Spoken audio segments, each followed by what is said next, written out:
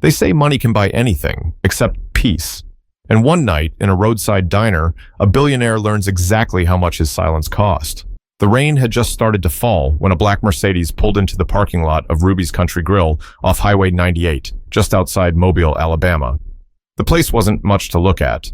A flickering red neon sign, an old jukebox inside that only half worked, and tables that had seen better days. But to the locals, Ruby's was a place where time slowed down. When Elliot Ramsey stepped through the door, heads turned.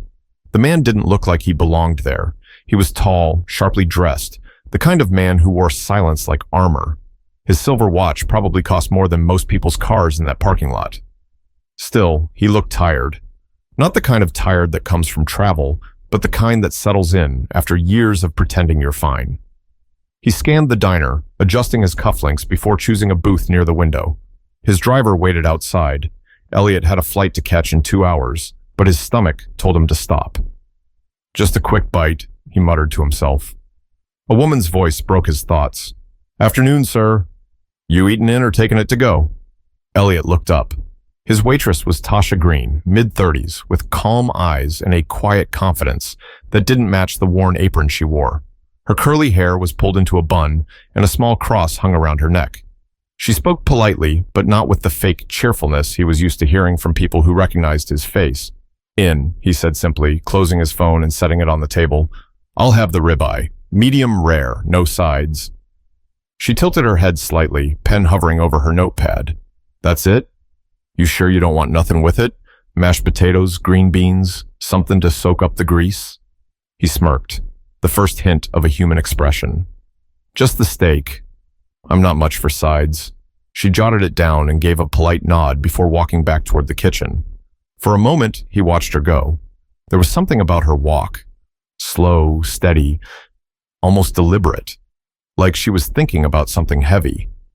Elliot took a sip of water, checked his watch, and stared out at the rain tapping against the window. His life had been reduced to schedules and numbers, meetings, deals, acquisitions, headlines. He didn't remember the last time he sat somewhere without a boardroom around him. He sighed, trying to shake off the weight of it all. The last thing he needed was to think. A few minutes later, Tasha came back, setting a plate in front of him. The steak looked perfect, seared just right. She placed a folded napkin beside his water, then paused before stepping away.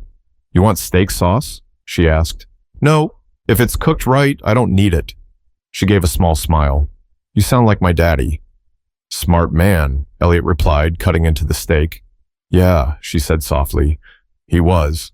There was something about the way she said was that made him look up, but she was already walking away, her shoulders slightly tense. Elliot pushed the thought aside and focused on his food. For a while, the only sound in the diner was the quiet clinking of his knife against the plate and the soft static of an old radio in the corner.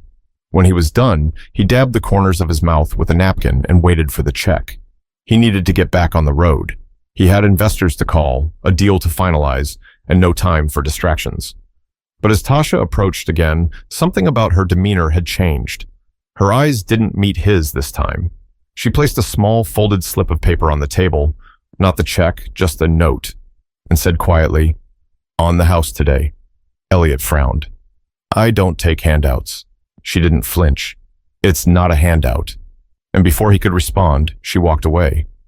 He stared at the paper for a long second, unsure whether to open it. Something about the way she said those words made the air in that tiny diner feel heavier. Finally, he unfolded it. There, written in small, neat handwriting, were just 6 words that made his chest tighten instantly. "You left before Mama died." For a second, his mind went blank. He blinked, staring at the words as if they might change, but they didn't. They were clear, deliberate, and personal. His breath caught. Nobody in this place could have known that story. Nobody. He looked up and saw Tasha watching him from across the counter, her expression unreadable. He didn't know who she was yet, but she clearly knew him. But something in her eyes told him this wasn't about money. It was about the past coming to collect. Elliot didn't move at first. The paper sat there on the table like it was alive, carrying something he'd buried decades ago. His hand stayed frozen above it, his fingers slightly trembling, even though his face didn't show it. The billionaire who had stared down senators, hostile takeovers, and courtroom reporters now staring down a folded piece of diner stationery. He took a breath and read it again. You left before Mama died. His throat tightened. His first thought was confusion. Maybe it was a prank or a coincidence. But deep down, a small part of him already knew that wasn't true. There was only one place, one family, one moment that line could have come from. He turned the note over, hoping for a name, a clue. Nothing, just a faint grease stain from where her thumb must have pressed against it. When he looked up, Tasha was at the register, refilling someone's coffee like nothing had happened. Her hands were steady, but her eyes gave her away. Every so often, they darted toward him just for a second, then back to the task. He folded the note carefully, slid it into his pocket, and called out, Miss, Tasha, right? She turned, her voice calm but firm. That's right. Could I get the check now, please? It's taken care of, she said again, still wiping the counter. I'd rather pay. I said it's taken care of. The two of them locked eyes, neither blinking. The clatter of dishes and chatter in the diner faded in his mind. It was just the two of them now, standing in the middle of something much bigger than a meal. Finally, Tasha broke the stare. You finished your steak? He nodded slowly. Then maybe it's time we talk. The way she said it wasn't an invitation. It was a demand. Elliot leaned back slightly, taken aback by her tone. I don't know what this is about, he said carefully, but you've clearly mistaken me for someone else. She gave a short, humorless laugh. You think I don't know your face? You think I don't remember? Elliot's jaw tightened, but he stayed quiet. You were younger then, she continued, stepping closer. You came to that house on Ridgeview Lane.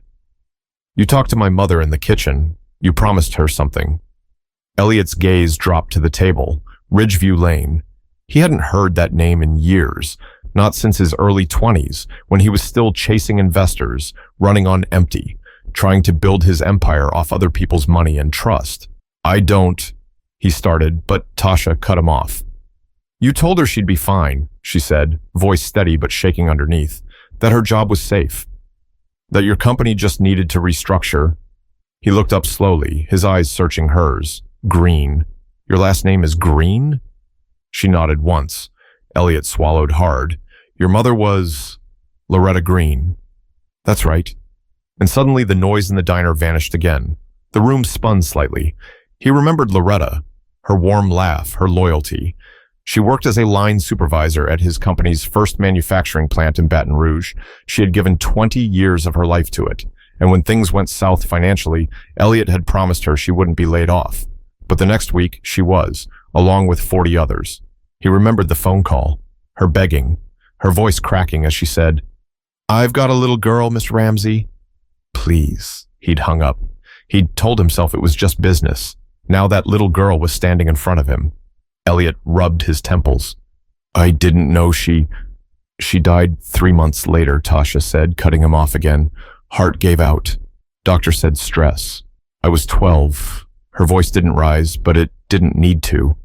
Each word hit harder than the last. Elliot's face went pale. He opened his mouth, but nothing came out. Tasha took a step back, folding her arms. You walked out of her life like it didn't mean a thing.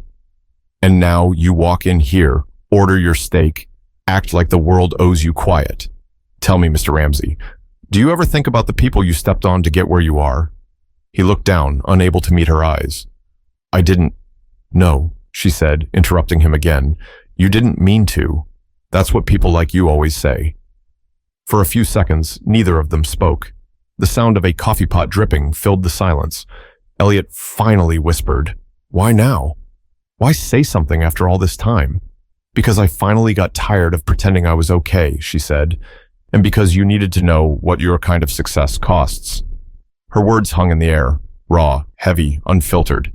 But behind the anger in her voice, there was something else, something deeper, something he couldn't name yet, and it made him stay in that booth a little longer than he should have. For a moment, Elliot didn't know where to look. Every pair of eyes in that diner suddenly felt like they were on him, even though no one had actually turned their head. His palms were damp, and the note in his pocket seemed to burn against his chest. Tasha stood by the counter, pretending to refill the sugar jar, but her hands moved slower now. Every so often she glanced back, not with bitterness, but something that looked almost restrained. Elliot finally pushed himself up from the booth and walked toward her. Each step felt heavier than the last. "Can we talk outside?" he asked quietly. She hesitated, then nodded toward the back door near the kitchen. 5 minutes. He walked out to the narrow alley behind the diner, where the rain had slowed to a drizzle. The smell of wet asphalt filled the air. A neon reflection flickered on the puddles near his shoes. When Tasha came out, she crossed her arms and leaned against the brick wall. "So, what is it you want to say, Mr. Ramsey?" He took a breath. "I don't know what kind of answer you expect from me. I was 23, trying to keep a company alive. I made choices that destroyed lives," she said sharply. He paused, then nodded slightly. "Maybe they did. But back then, I told myself if I didn't make those cuts, everyone would have lost their jobs. I was trying to save what I could." Tasha shook her head slowly. "You didn't save her." Her voice cracked on that word, and it hit him harder than any insult could have. Elliot looked down. "Loretta Green was one of the best people I ever worked with. I should have done more. I should have called her back." "You didn't," Tasha said flatly. "No," he admitted. "I didn't." The rain started up again, soft at first. They both stood there in silence for a while, the sound of cars rushing by on the highway nearby. Finally, Elliot spoke again. "Those 6 words in that note. How did you even know I'd be here?" "I didn't," she said, folding her arms tighter. "I didn't know you would. I just knew one day I'd see your face again. The news, the magazines, the interviews. I've seen your name for years. I recognized you the second you walked in. So you planned this?" "Planned it?" she scoffed. "You think I got time to plan anything? I work 2 jobs, raise a teenage boy, and barely sleep. I didn't plan a thing. But when you sat in that booth like you owned the place, yeah, I had something to say." Elliot let out a low breath, the kind that carried years of buried guilt. "You think saying it to me now changes anything?" Tasha looked him dead in the eye. "No, but it changes me." That stopped him cold. There was something raw in her tone, something honest, not performative. "I ain't asking for money," she continued. "I don't want a handout. I just needed you to see the face of someone who had to clean up the mess you left. Someone who had to grow up faster than she should have, because a man with a fancy degree made a business decision." Elliot's voice dropped to almost a whisper. "I didn't mean for it to happen like that." "That's the problem," she said softly. "People like you never mean to." "But you sleep fine at night, don't you?" He didn't answer. She took a slow step closer, rain glistening on her face. "You want to know something? When I was a kid, I used to pray my mama's boss would see what he did and feel bad about it. I thought maybe that'd make it hurt less. But you never came back." Elliot swallowed hard. "I didn't think." "No," she interrupted again. "You didn't think. And that's why you're here. Maybe not to eat, maybe not by choice, but something put you in that booth today. Maybe God got tired of you hiding." The words cut through him like glass. For the first time, Elliot didn't have a defense, didn't have a speech ready. He just stood there, drenched, a man who'd finally run out of excuses. Tasha turned to walk back toward the door, but stopped halfway. "You ever lose someone and wish you could talk to them one last time?" she asked without looking back. Elliot hesitated. "Yes." "Then maybe you know how it feels," she said, her voice trembling slightly. She opened the door and stepped back inside, leaving him alone under the rain. He stood there for a long time, staring at the spot where she'd been, replaying every word. But something deep inside him shifted. Because for the first time in years, Elliot Ramsey wasn't thinking about profits or power. He was thinking about regret. Elliot went back inside, but the diner felt different now. The smell of fried food and coffee seemed heavier, like the air itself was judging him. He sat back in the booth, his untouched water glass still sweating onto the table. Tasha was behind the counter again, scribbling something on an order pad, but her focus wasn't really on her work. When she noticed him watching her, she walked over slowly, her hands tucked in her apron. "You're still here," she said. "I'm not sure where else to go right now," he admitted, his voice quieter than before. She studied him for a moment, then sighed. "You really don't remember me, do you?" Elliot looked at her closely. Her face, her eyes, her voice. There was something familiar, but he couldn't place it. He shook his head. No, I remember your mother, but you were just a kid. Tasha nodded slowly. 12. I remember you showed up in a black suit with a box of donuts. Said you wanted to talk about the future. Mama thought that meant she was getting promoted. She made coffee and told me to go play outside, but I heard everything. He closed his eyes, a flash of memory hitting him. The little girl sitting on the front porch steps, humming to herself, holding a Barbie doll with one arm missing. That was her. You used to sit on the porch while your mom worked overtime, he said quietly. You'd wave when I left the factory. Her expression hardened. Yeah, I used to think you were a good man. You walk around with your nice suits and your private jets, she said, but I bet you still can't sleep through the night, can you? I bet you hear things sometimes, old voices, regrets you can't explain. Elliot exhaled slowly. You're right. The honesty in his voice surprised her for a second. He wasn't performing anymore. He was stripped bare. I worked my whole life to prove I wasn't like my father, he said quietly. He walked out when I was 9, left my mom with nothing. I swore I'd never be that man, but maybe I turned into something worse. Tasha's expression softened just slightly. You think admitting that fixes anything? No, he said, but maybe it's a start. She didn't reply right away. She just studied him. This man who once had all the power, now sitting small in a vinyl booth, looking like he'd finally stopped running. After a moment, she said, You ever go back to Baton Rouge? He shook his head. Not once. You should, she said.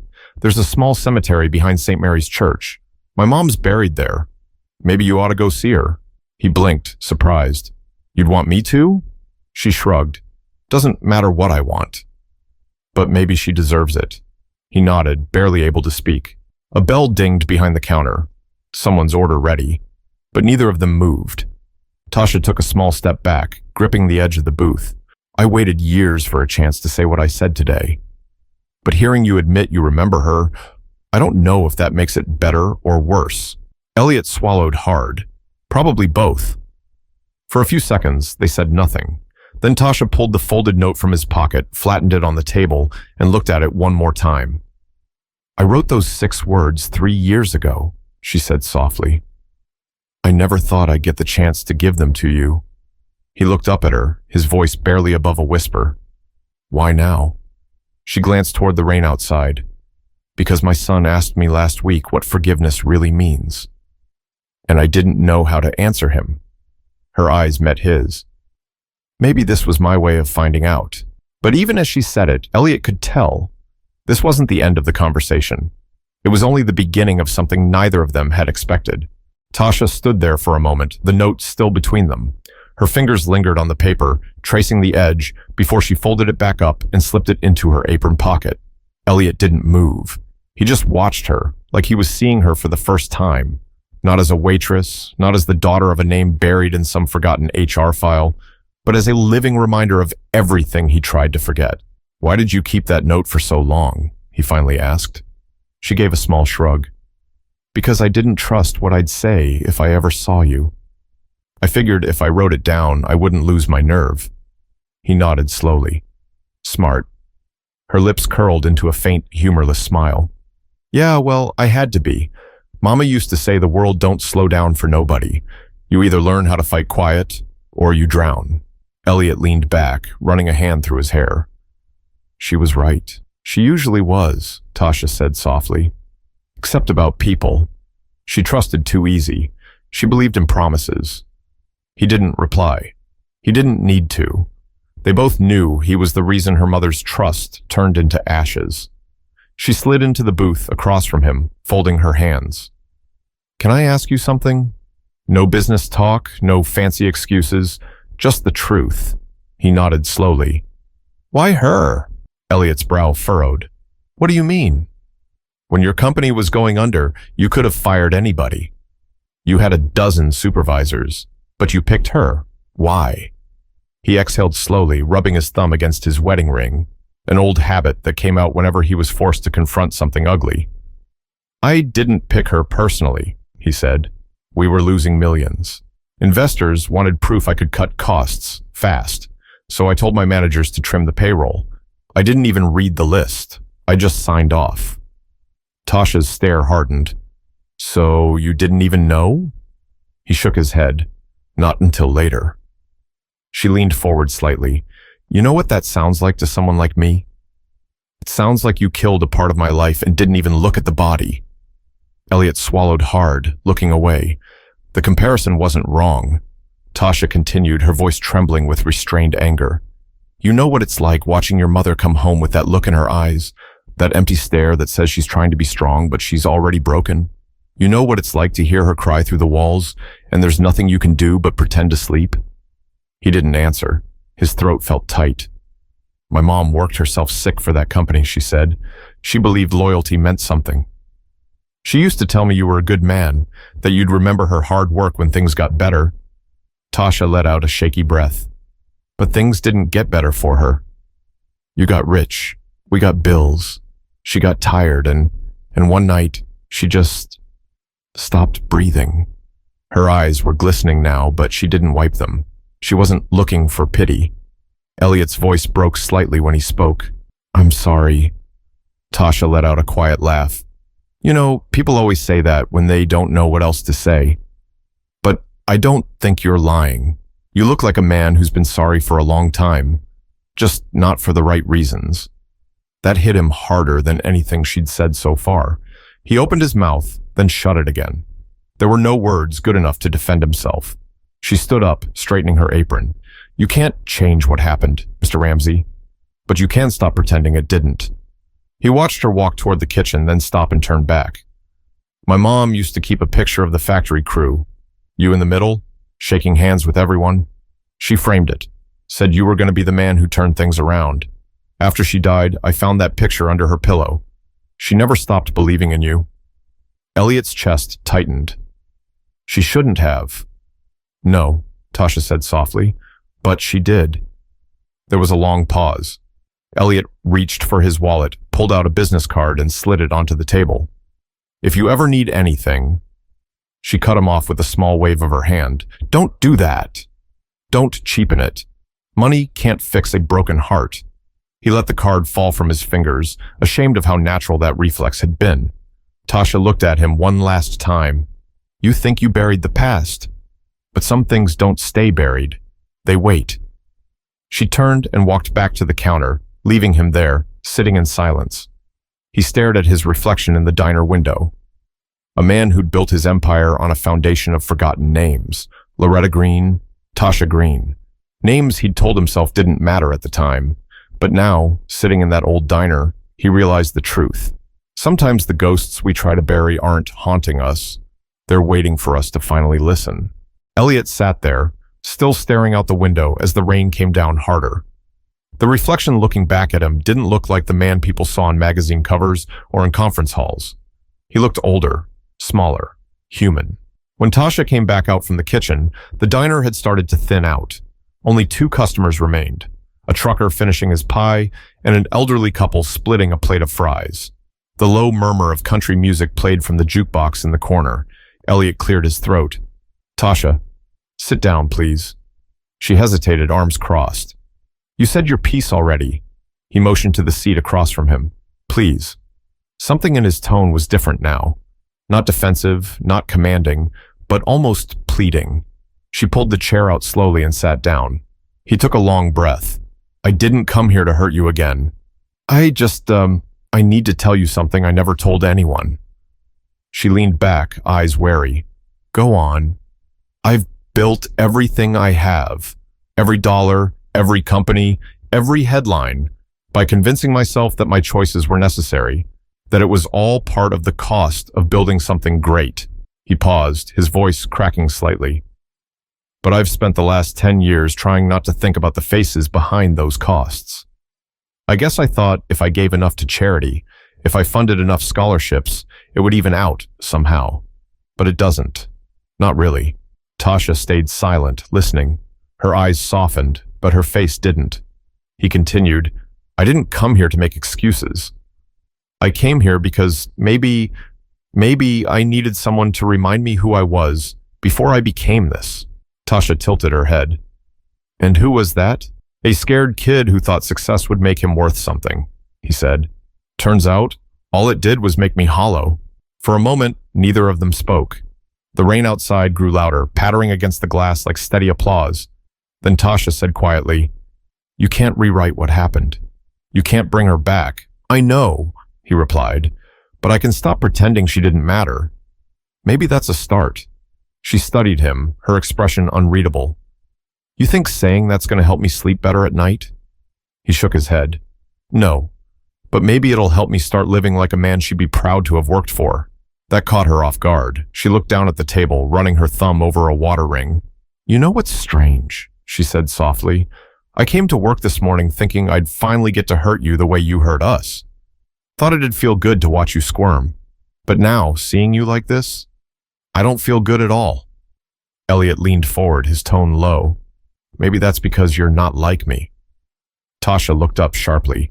"You didn't destroy someone's life to save your own," he said. "You just told the truth. That's what strong people do." She exhaled, shaking her head. "Strong people still break, Mr. Ramsey." He smiled faintly. "Then maybe breaking's the only honest thing either of us has done today." There was a brief silence. Then Tasha said, "So what are you going to do now? Go back to your jet? Your board meetings?" He thought about it. "Maybe not. Maybe I start with Baton Rouge.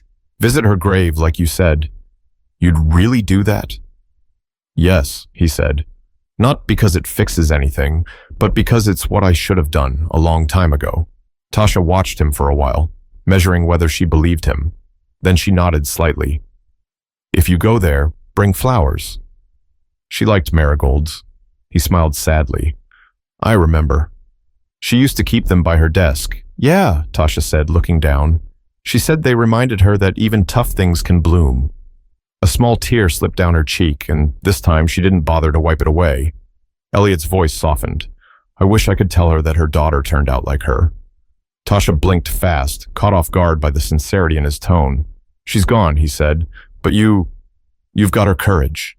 You didn't have to say anything today. You could have stayed silent, but you didn't. That takes strength." "I can't buy." She swallowed hard, her lips parting slightly. "You don't owe me words, Mr. Ramsey." "I do," he said firmly. "I owe you more than that." The bell above the diner door jingled as a breeze came through. The trucker left, and the room went quiet again. Tasha finally stood up. "You said you wanted to tell the truth. Here's mine." He looked up. "I hated you for years," she said quietly. "Blamed you for everything that went wrong. But standing here now, I see something I didn't expect." "What's that?" "You're not a monster. You're just a man who forgot what being human meant." That hit him deeper than she knew. But for the first time since reading that note, Elliot felt something strange. Not comfort, not forgiveness, but the weight of a second chance pressing against his chest. The rain had slowed to a soft drizzle by the time the last customer left. Tasha started wiping down the counter, but her movements were slower now, thoughtful. Elliot remained seated in the booth, his untouched coffee growing cold. He watched her work, every motion deliberate, and wondered how many people he'd walked past over the years without really seeing them. The janitors in his offices, the security guards who nodded at him every morning, the assistants who kept his empire running while he barked orders from a distance, all invisible, all forgotten. He rubbed the bridge of his nose. "You got a son, right?" Tasha froze, still holding the damp cloth in her hand. "Yeah, Jameer, he's 16. "Good kid?" She smiled faintly. "Too smart for his own good. Thinks he's grown." Elliot's tone softened. "He knows about all this?" "Some," she said. "Not everything. Just that my mama worked herself to death for a man who didn't care. I didn't tell him your name, though. Didn't want him growing up angry at a ghost." He nodded slowly. "That's good of you," she smirked. "No. That's me protecting him from a world that eats kids like him alive. Anger's a fire that spreads if you don't control it." Elliot looked down, tracing the edge of his coffee cup. "I wish someone had told me that when I was his age." Tasha glanced up at him. "What made you like this, huh? All that money, all that power. What did it cost you?" He hesitated, then quietly, "Everything that mattered." The words came out small, like he was hearing them for the first time. My mom worked 3 jobs, he said. I watched her cry over bills, over men who left, over everything. I swore I'd never be poor again. That became my religion.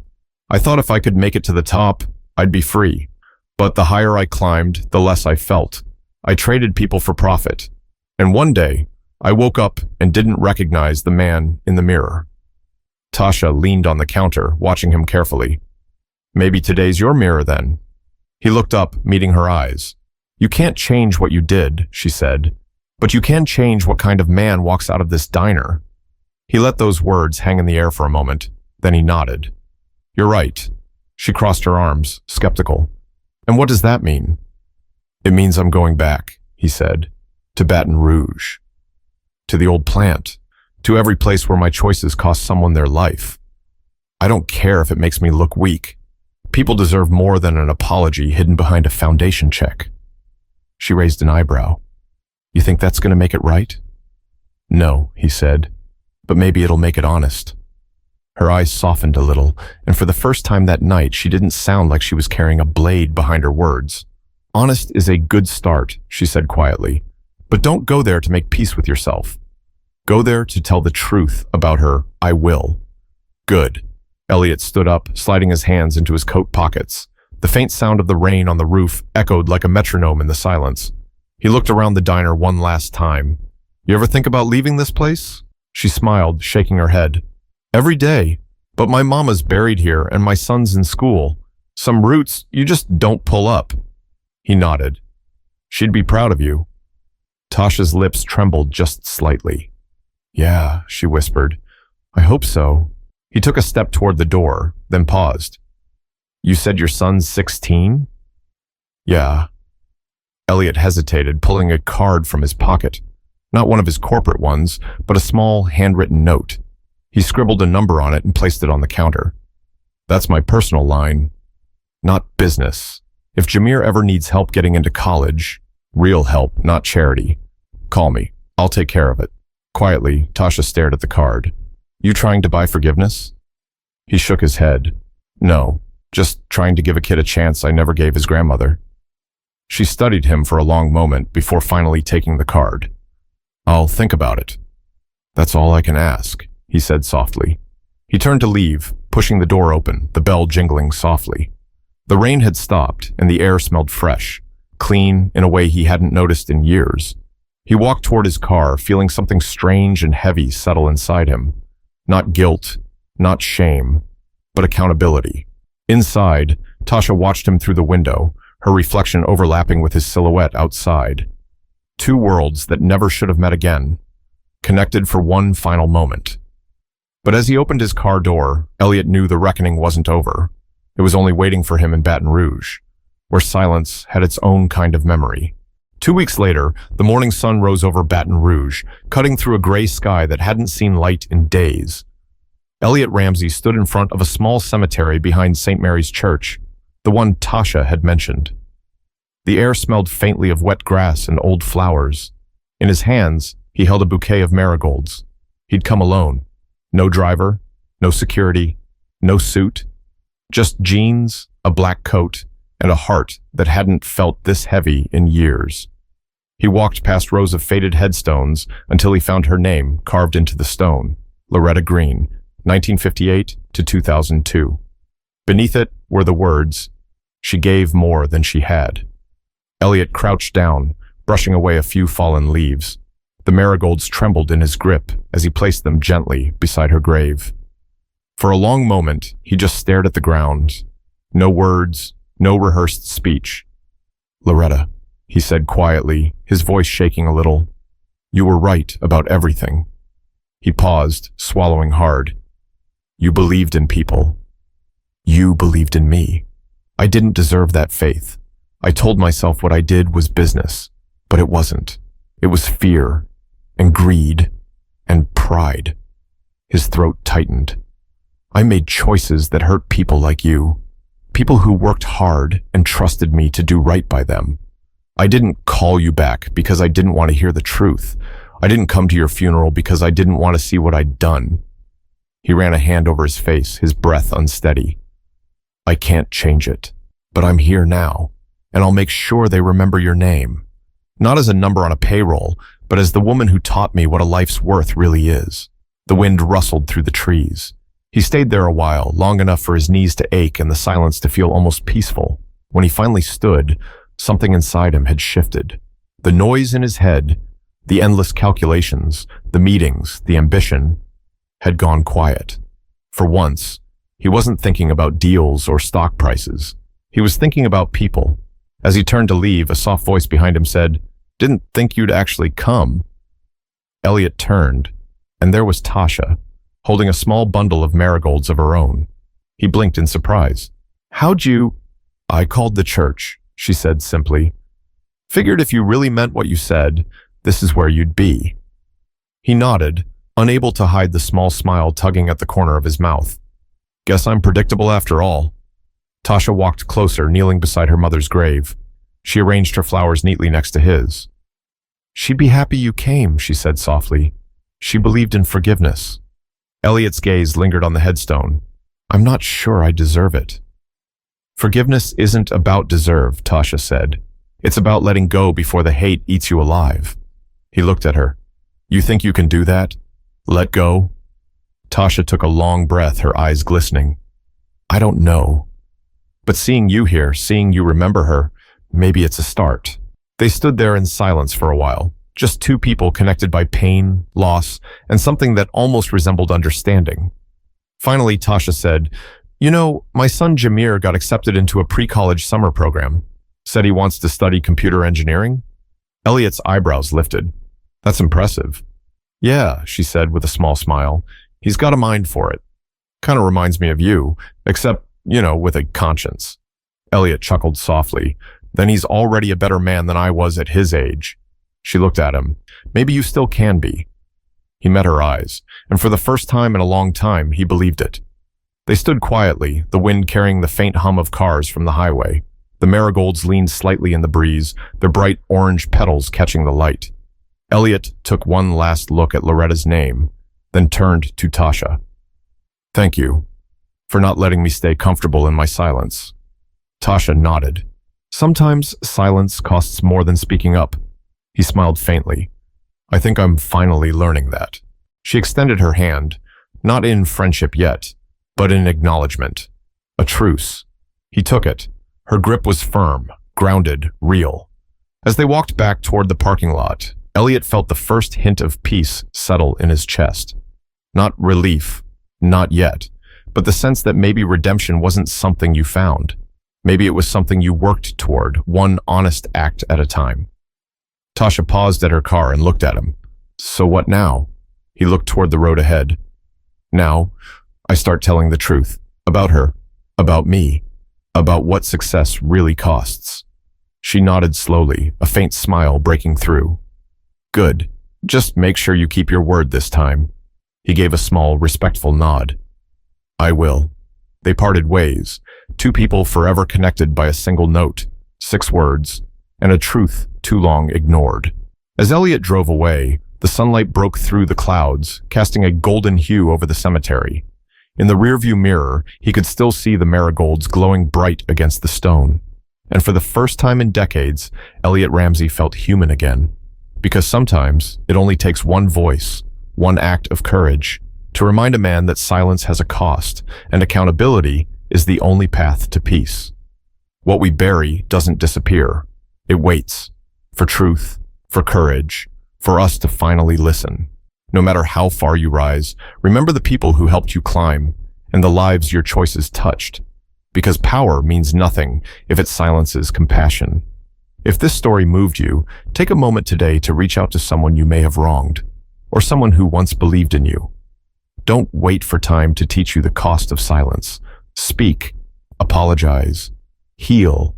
That's where real change begins.